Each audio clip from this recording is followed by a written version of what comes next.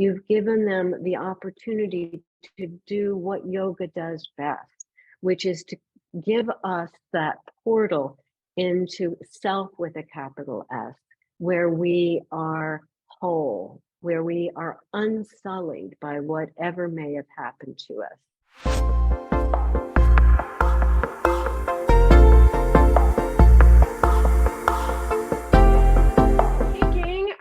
I'm so excited today.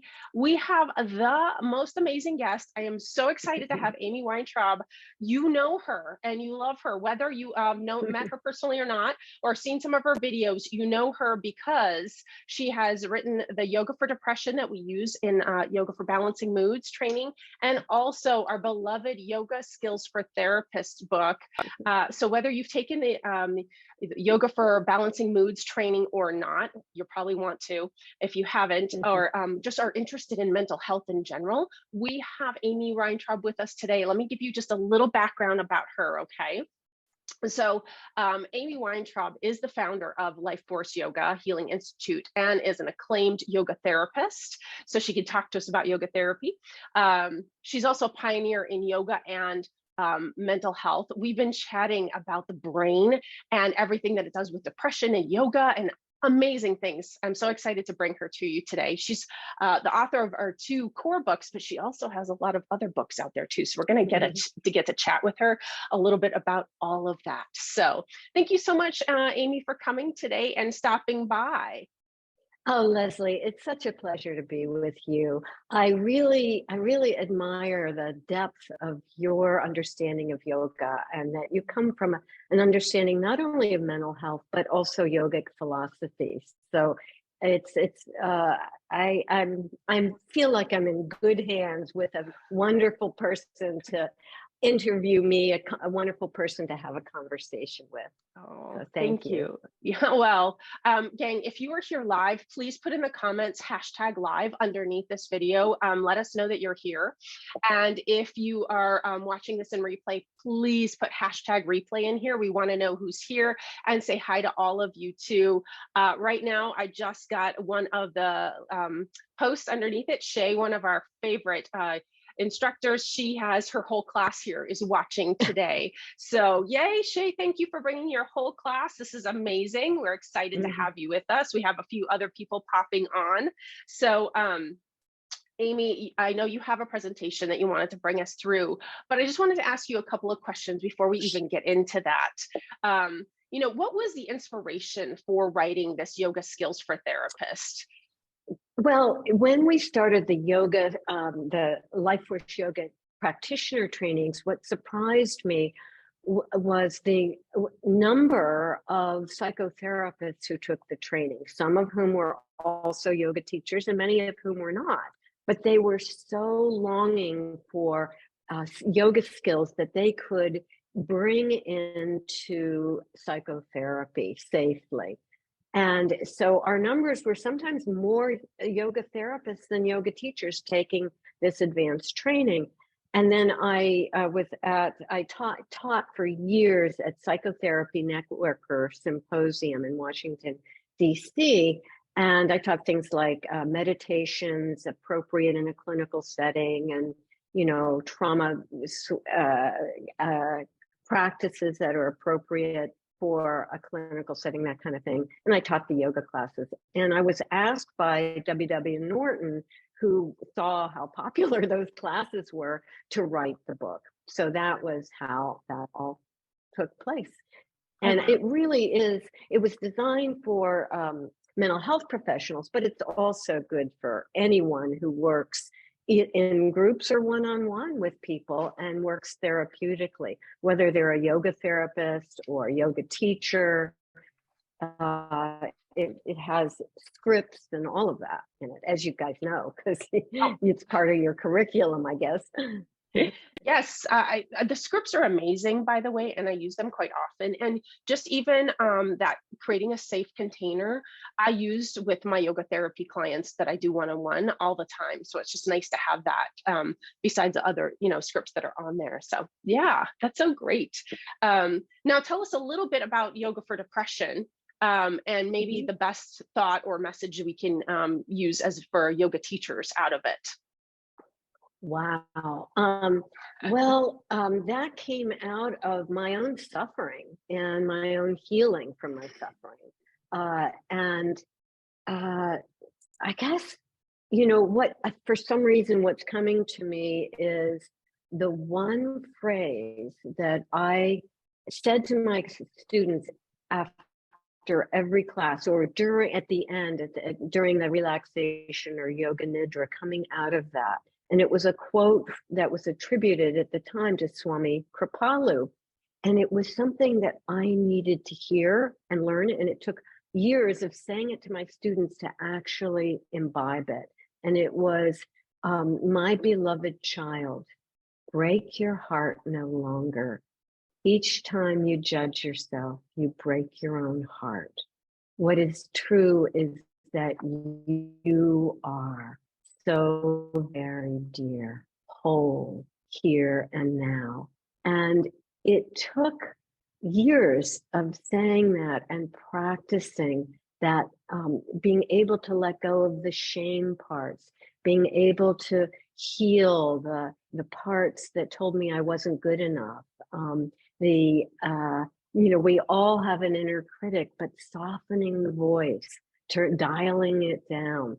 And it really speaks to Tapa Swadhyaya Ishwara Pranidhana, which is being present, tapas, that discipline to be present to what's arising, Swadhyaya, that compassionate self-study, and then Ishwara Pranidhana, that flow of divine energy, that flow of prana, that bigger than an individual god or goddess. It's just that divine sense of energy flow.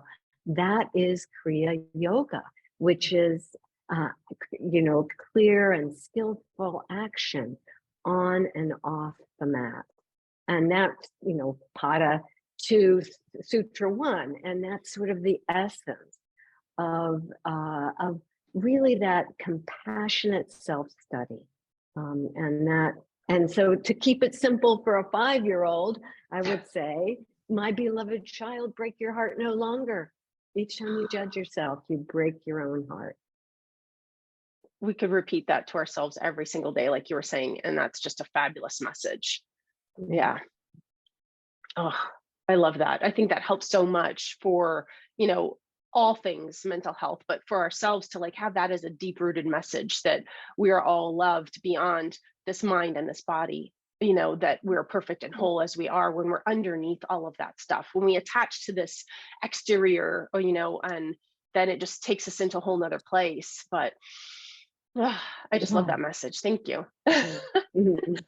Well, gang, we have an amazing thing. Amy has created for us just like a whole slide deck. We're going to do later, but she's going to take us through some of it right now. I'll have the handouts for you and I'll put it into the chat later for you folks. But Amy, please take it away. Okay, so let's see.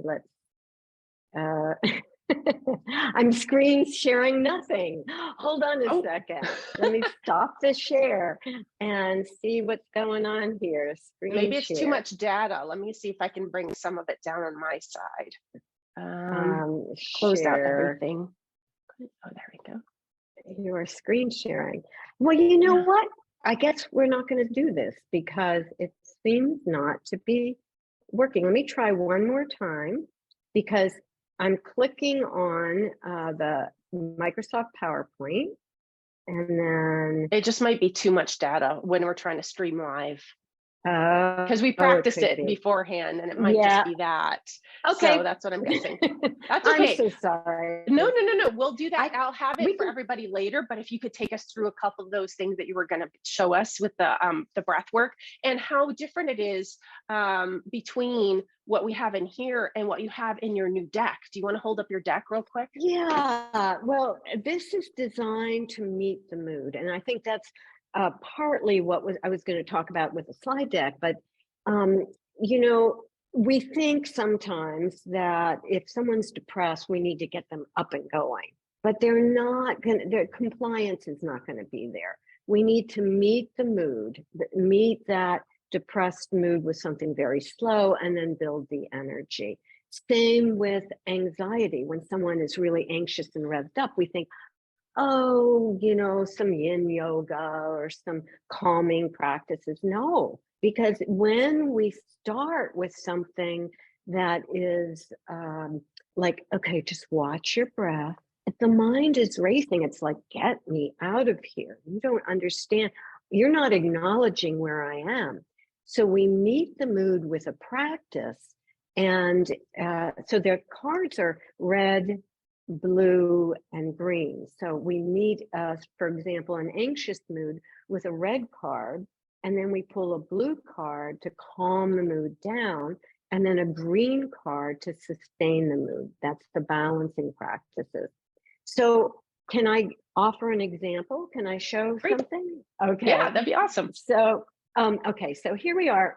I'm going to move back a little bit. So let's take something, 1 breath per second, bellows breath. And I always say when doing something that's a more rapid breath, 1 breath per second is the most efficacious. It doesn't risk overstimulating as much. It can for someone with a tendency towards mania, bipolar disorder. It can be overstimulating. There are contraindications.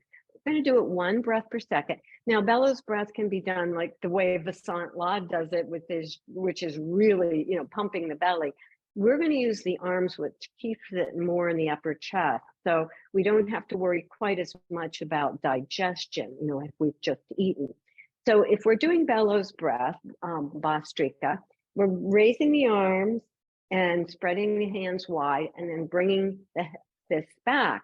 Now, if you have shoulder issues, it's fine to go forward and back, or simply to just open and close the hands. So that I don't go back too far, you're going to not see my hands, but they are going to be open at the top. So fists are in position, elbows close. The breath is done through the nostrils, 1 breath per second. And feel free, once you begin, to allow the eyes to soften or close. So fists in position, elbows closed, take a natural breath in through the nostrils, let it go, and begin. Inhale, exhale.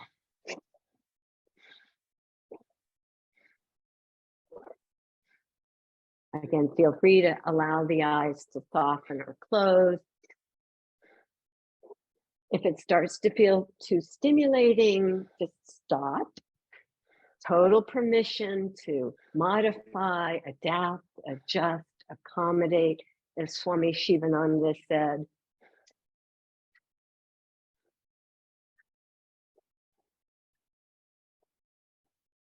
For 3, 2, 1. Inhale, arms up. Exhale 3 times through the mouth, coming forward. Navel to spine with the breath held out. Straighten the spine and then allow the breath to find you. Take an integrating breath in through the nostrils. Release. And sense the energy awake in your left arm, tingling perhaps. Maybe a pool of energy in your left palm. Perhaps you're aware of the left fingertips tingling. Is there an awareness of energy between the fingers? Inhale through the fingertips of your left hand all the way up the left side of the body to the space, feel the left side of your face, and then exhale down through the right side, sensing now, breathing, feeling, sensing the right side of the face. Perhaps there's tingling in the right arm. Maybe there's tingling in the right palm, kind of a ginger ale feeling, a tingling in the fingers. The body is always present. The mind is a time traveler. So when we can bring our awareness to the sensation shimmering in the palms, we are the presence we seek, a window through whatever mood is visiting. Inhale from seat to crown, I am. Exhale to your seat here, grounded, ready. Inhale from seat to crown, I am. Exhale to your seat here, ready. And then allow your eyes to flutter open. And I'd love to hear, and maybe in the chat or whatever, just how that landed, what you're feeling. How do you feel, Leslie, after going through that? I loved the idea of the tingling, you said the ginger ale, like the little bubbles, through in the middle of the fingers, even when you said about the energy there, just felt so light. And yeah, I feel so light. It was great. I love it. And the reason I'm asking, if you've got other people chatting and saying what they felt, that'd be great. The reason I'm asking is because most people feel both that lightness of energy you described, but also grounded. And physiologically, what's happening is that if we measured your vital signs before we practiced and got a baseline, and then we measured while we're doing the actual bellows breath, we would find that there's more sympathetic activity, more, heart rate, pulse elevated. But if we follow that practice, and the practice is not just the bellows breath, it's what follows it. If we follow it with a mini body scan, not what we normally say in almost every teacher training, what do you notice, or notice what you're feeling in your body. That can be too global a cue for someone who has anxiety. When you say, feel the sensations in your body, what do you notice?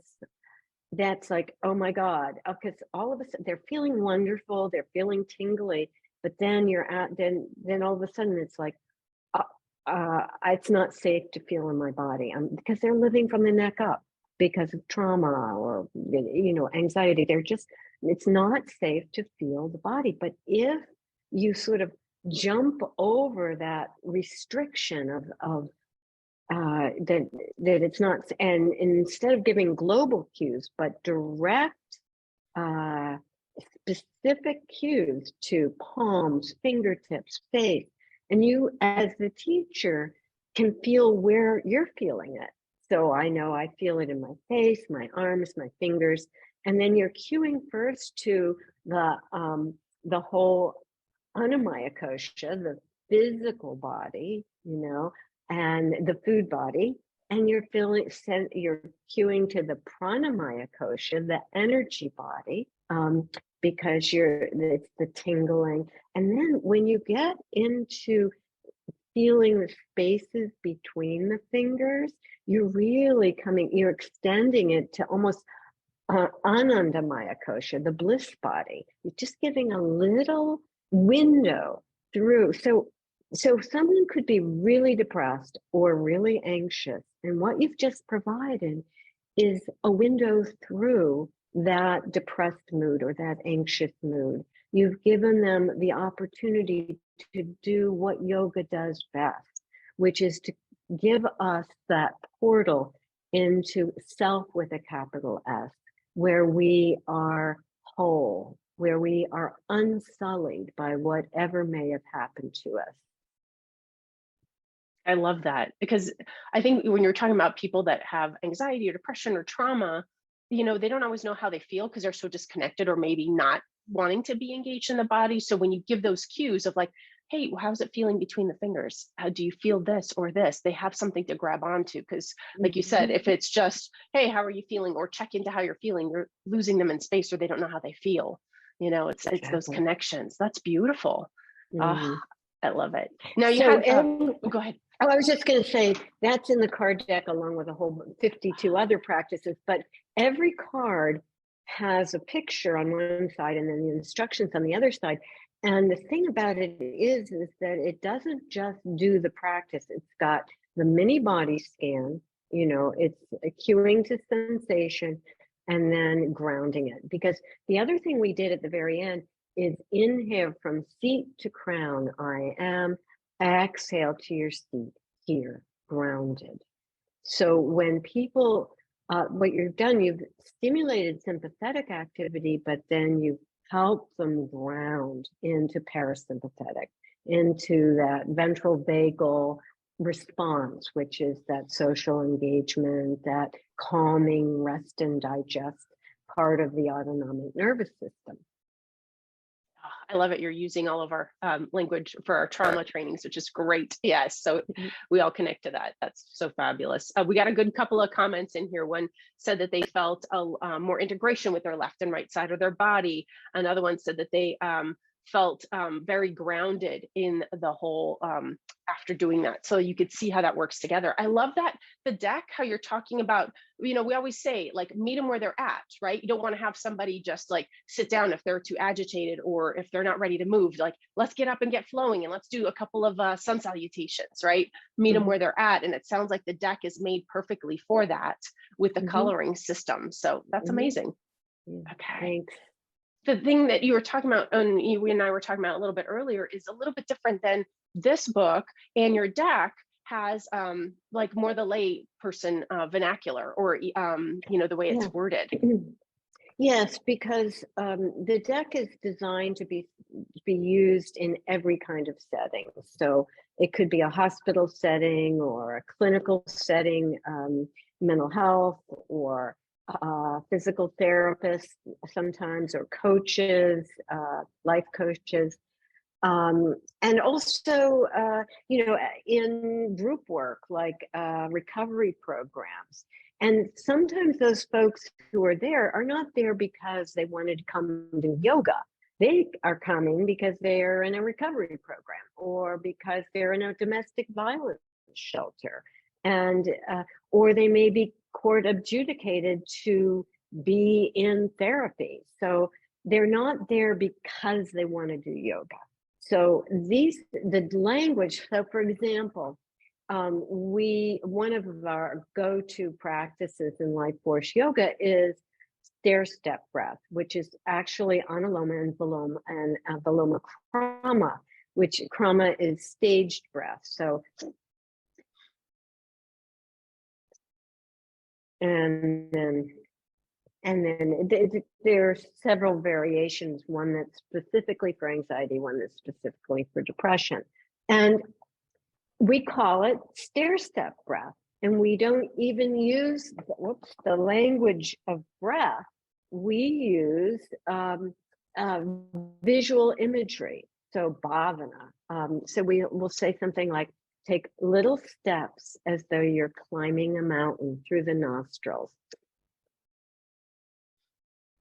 See something beautiful and slide down the mountain. Or we'll say, take a glass elevator or a gondola up the mountain. And when you get to the top, see something beautiful and take little steps down. So you're forcefully exhaling through the nostrils. Slowly, you're getting a very mild kriya, which is appropriate in clinical settings. It's not going to be overstimulating. So that's both the practice and also, you know, an example of the change in language. So instead of calling something power hara, we call it power breath. Or, you know, so it's you know. And we use a lot of, in the deck, we also use sound, because for me, in my own personal healing, both pranayama was essential, pranayama, and nada yoga, sound yoga, mantra. So yeah, a lot of that. And we don't use like chanting to Ganesh or chanting to Sitaram. I mean, we may enjoy that as part of our kirtan experience. I mean, I certainly do. But in this deck and in LifeForce Yoga, we tend to use universal Sanskrit tones, like the lam, bum, ram, yam, hum, or bi, ri, ha, which means strength. And if you say, place your hand on your belly, bi, ri, ha, it's a kriya, and it means strength. And we have a victory goddess posture, or a mudra of like a Kali mudra, full body mudra, that goes with di, ri, ha. That's awesome. So a lot of the seed sounds from the chakras. So using those to kind of change and move the energy. That's amazing. I love that. Now, I know we have like 2 minutes left of your time. Can you tell us just a little bit about Temple Dancer?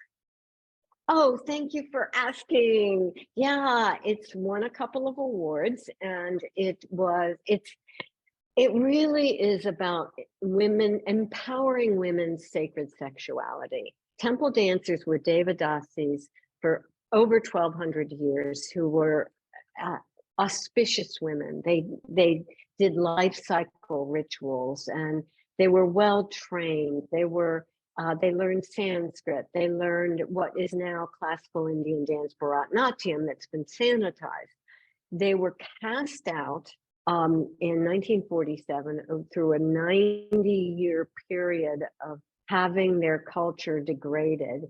And now when we think about Devadasis or temple dancers, they are actually sex workers, because they were unchaste and they were thrown because they were courtesans, like geisha in a way. Mm-hmm. So that's what I thought when I was reading it. It sounded like my memoirs of a geisha a little bit. Like I'm almost done with the book. I think it's fabulous and so fun. Thank you.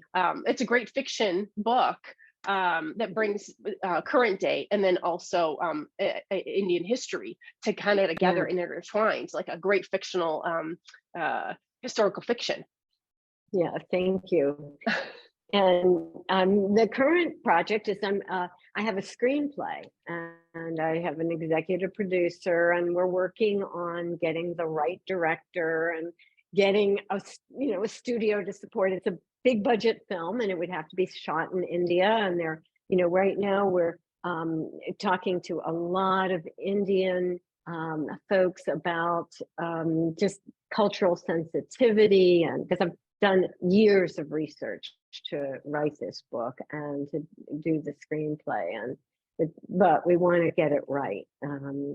So that's the current thing is the screenplay. It's not a movie yet, but it fingers crossed it will be. Saraswati, who's the main character, will be on the big screen, because what she says as an elder to the woman, the contemporary woman, when she gives her the diary, show the world, you must show the world how we danced with God. And that's been my mission, is to show the temple dancers for who they were before their culture was degraded. So that's what I'm most excited about right now. And that's exciting. Yeah. So where can people find you, Amy? Well, they can find my events and other books that I've written on amyweintraub.com. Perfect. I'm also on YouTube and other places, but the links are all on my website, amyweintraub.com. That is so super. It's been great having you here, and I cannot thank you enough for having put together the presentation. I will share that with our group and for our people in Balancing Moods training, and the handout that you have with it. Not only PowerPoint and the handout, but it has a lot of the brain, the latest brain research, which I'm so excited about. So thank you so much for sharing that with us today. Yeah, And My thank you, pleasure. everybody who is in our Facebook group. Please let us know in the chat what you thought of today's discussion and how exciting it was to just be able to have Amy in the group. We got a lot of people saying, thank you so much for being here. I see that in the chat, a lot of thumbs up and smiley faces. So I will talk with all of you folks in the Yoga Fit world.